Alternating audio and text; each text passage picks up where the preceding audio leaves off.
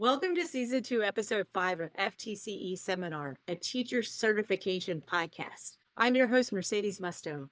Today, we're taking a look at a study hack to help you prepare for the FTCE exams. Joining me today is Kim Para, an elementary school teacher who used the FLASH method to prepare for her teacher certification exams herself. Hey, Kim, welcome to the podcast. Thanks for having me, Mercedes. I love being here and I love talking about how to hack your brain. So thank you for that. That's awesome. Brain hack. I've asked Kim on the show today to talk about her experience with the FLASH method. Like I said, she's used the FLASH method to prepare for her own exams, and she's helped lots of students use this method to succeed. So let's get right into the FLASH method, what it is, and how it's done. Kim, okay, now describe what is the FLASH method and how did this method help you prepare for your own teacher certification exams? Okay, so the flash method was developed a couple of different ways. Everybody uses flashcards, in their study cramming sessions, right? So I used them early on with my child to help him better read. And I noticed that when we stayed on a word longer, that my child was able to pick up not only the word itself and how to read it, but also how to spell it. So it kind of started connecting me to, hey, maybe there's something to this card method. Maybe I could put more information on the cards as he was learning to spell and read. And so early on, about the time my child was 2 or 3, I started putting little definitions about, along with the spellings of the words. And so not only was he reading, but he was picking up little tidbits of information at the same time. So I kind of knew that was going on and the mind was really spongy, but then it carried over when I got older and started in college. And by the way, I'm dyslexic, highly dyslexic. I have trouble spelling words and I have a layer of ADHD, which means my mind flops around like a fish at any given moment. So I have to highly medicate with caffeine in order to stay focused. So with that, you just have to learn how to deal with it and operate in different ways and figure out your modality of how you can optimize and use your brain the best. But anyway, back to the flash method. So I learned that by flashing the information over and over again, in between 10 and 15 times was my sweet spot. So as I was trying to learn about those teacher tests that we have to take, whether it be praxis or entry level into the master's program or whatever, I would stick the keywords on a flashcard. So let's say that you wanted to remember helium and you wanted to know the scientific term. So you would put helium in the middle of the flashcard in big capital letters, and then you'd put its call sign in scientific terms, big H, little e, and then the number for helium. So you would write that on there, and then under helium, you would write its processes of what it was used for. So they use it in lasers, and they use it in a different ways, and it's very present in sun and stars. So maybe I might write that at the bottom to kind of clue me in on its applications and its uses. So I would flash exactly what I just told you on that card for 10 to 15 times. And let's say I came across a question on the entrance exam for getting my master's or whatever, I would be able to clue that in just on the word helium. It would balloon out around the rest of that information, and I would be able to suck that in and apply whatever was necessary in order to get an A on that test. I am visualizing this because this is different than flashcard methods that I've grown up with. Old method, it is you have like helium on the front, and then on the back you would have all the other stuff, but that they're not connected. I'm visualizing that the memory trick that you're using, which really makes sense to me because I have heard it in memory recall and retention research, that you take a picture Hmm. of the whole page Right. and then everything on that page your brain associates, and then you describe the picture, and that's how you remember helium, everything it's used in, or everything about helium that you need to know on the front of that card. Right. And through that, you would be able to elaborate everything that you read on the subject matter just using those keywords. So you actually are able to dip into that brain of that moment when you really took a deep dive into that information. And so a lot of the students that I've helped, said, how is your recall so good? I mean, you've got ADHD, you've got dyslexia, you've got learning disabilities. And I said, well, this is the hack. This is what you're looking for. This is their anchor into this information that you needed, and it just balloons out. And we've watched students go from like 75 on their test to like 90% or higher, just by using the method. And through the intervals, let's say that you had a test you were studying for, let's say 4 weeks out, that would be optimal to get a really great grade on it. So you would backtrack from there and decide, okay, well, 5 days a week, I'm going to study once in the morning for 10 minutes on 27 different problems or whatever. And then maybe two more times in the afternoon and evening.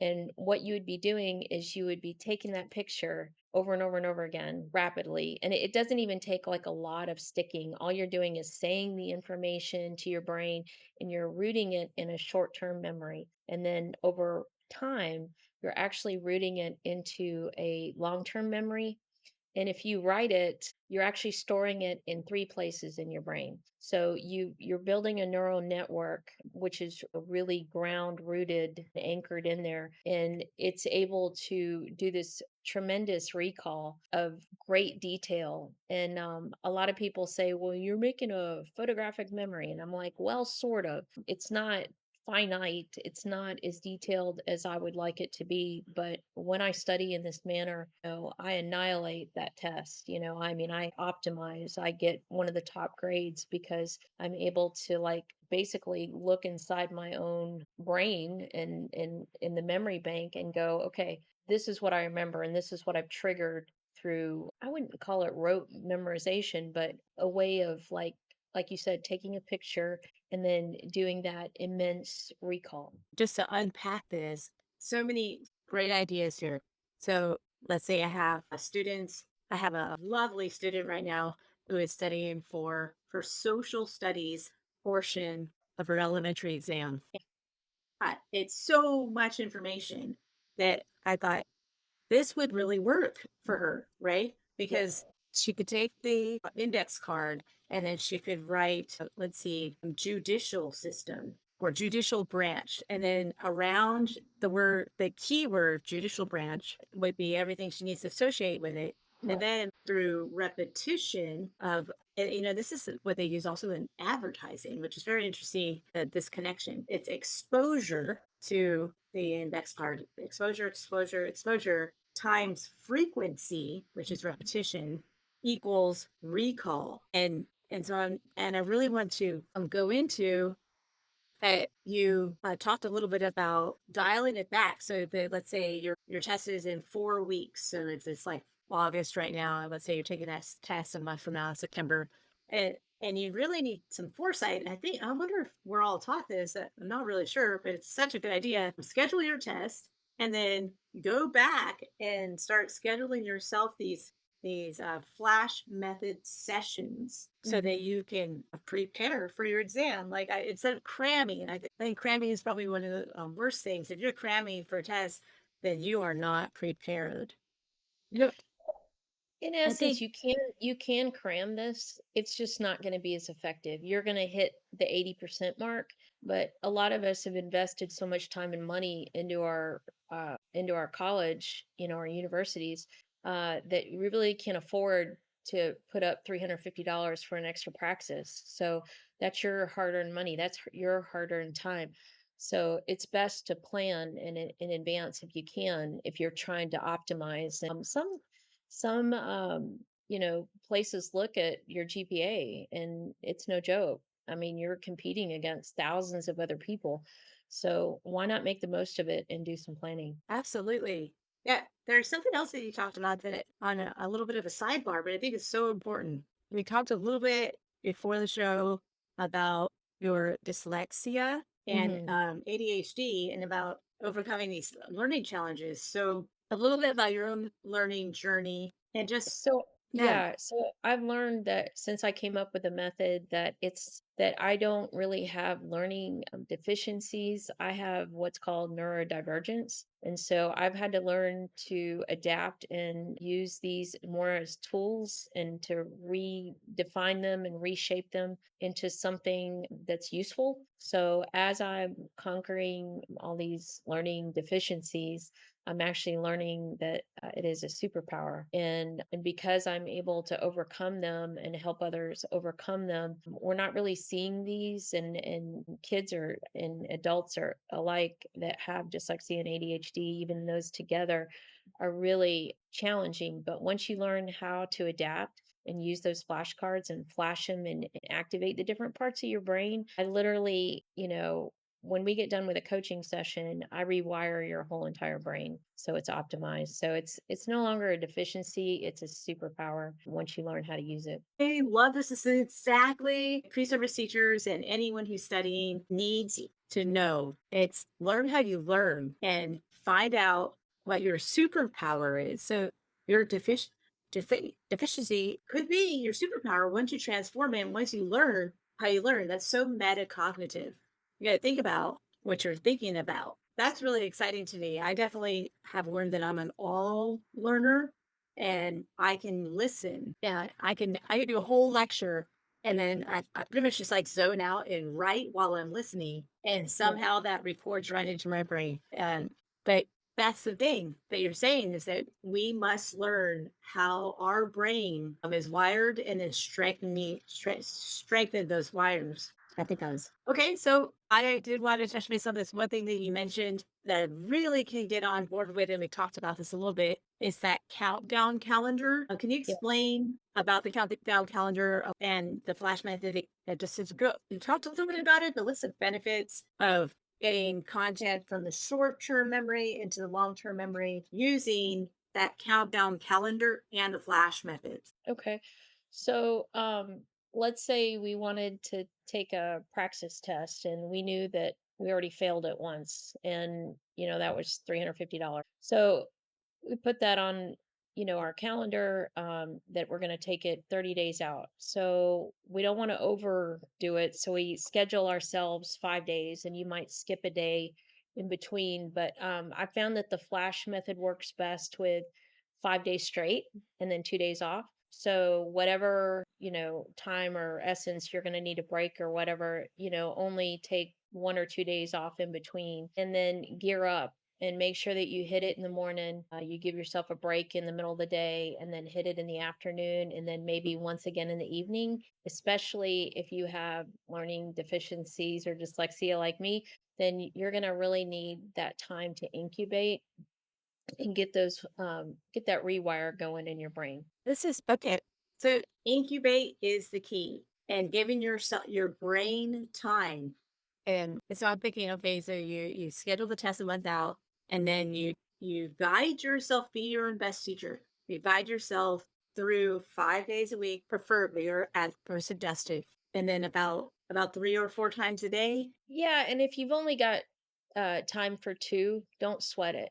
Like Okay. you can still do it in two sessions, like let's say 10 to 20 minutes each. I mean, once you get the flash cards, what you're going to put on them down, it shouldn't take you maybe the first session should take you about 20, 30 minutes, but the next one's only going to be about 10. And the next one after that, 5. And so what you're doing is you're making this groove in your brain and you're actually making it deeper like you would a groove on a record player scenario. So what you're doing is you're creating sound, you're creating a memory, you're making it hardcore once you repeat it. And then the more grooves that you make and more neural networks and effort that you're putting towards it and you're writing it, all of this is stimulating your brain in a higher capacity than you say reading it over and over again in paragraph form. Yes, absolutely. I got to soak this all up. Make him advice going forward. So before we wrap it up, what advice do you have for new teachers or pre-service teachers or alternative certification teachers, especially those who are preparing for their certification exams? I would say prepare, prepare, prepare, plan, plan, plan. I would also prepare if you fail. Failure is part of the process. There are friends of mine that cried over some of these praxis tests, and they would, come to me and say, how do I get over this? And the first thing is the mental block of realizing that, failure is part of the equation. But once you do, I mean, just take it as liftoff and juice for the next go round and know that you got to do some self talk. You got to be some cheerleader to yourself, and you got to get ready for the battle because, like I said, I have ADHD off the chain. They wanted me to come in at 7 in the morning where I'm not even optimum yet. I don't even start really thinking really well until 9 or 10 o'clock.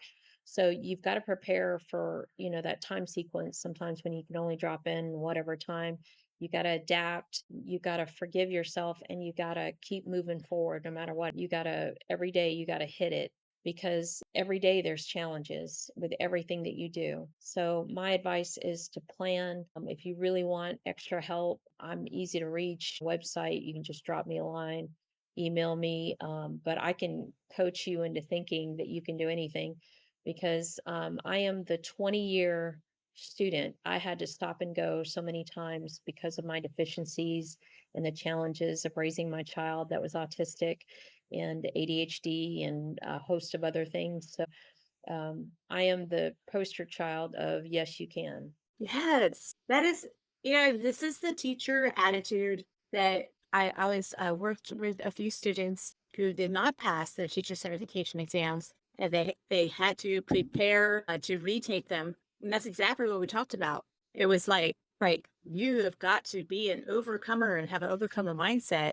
and go out there and keep going and get it, and set yourself on fire about it.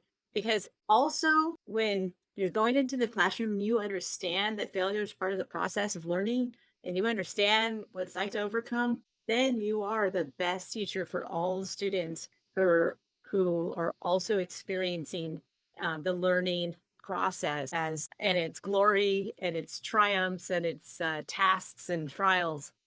Now, That's I asked him to be on our featured teacher series because I want you to have all the access to all the tools and knowledge out there so you can prepare for your exams or any exams that you're studying for and pass those tests. You can use this method to pass your own exams. So try out this learning style and see what works for you. Hey, Kim, thank you for sharing your experience with our listeners. Where can our listeners find you on social media or what's your website? you can find me on Facebook for this particular dial-up. It's under Para Education Solutions, and I'll send you that link in a hot minute. And also, you can find me on flashcardread.com, and that's my kid website to help parents teach their kids how to read faster and better. If they have dyslexia or ADHD, I'm your girl. It's easier than it sounds. We're teaching kids how to read in like 10 minutes a day, so it's kind of insane. We watched him go from 0 words to being able to spell and read at the same time in about 3 days. So we've seen tremendous progress. And so anything's possible. And just know that we barely scrape the surface of understanding how to learn best. I'd say don't give up, keep going. And if you need to reach out to me and pick my brain, I would love it because I love helping kids and teachers. That's awesome.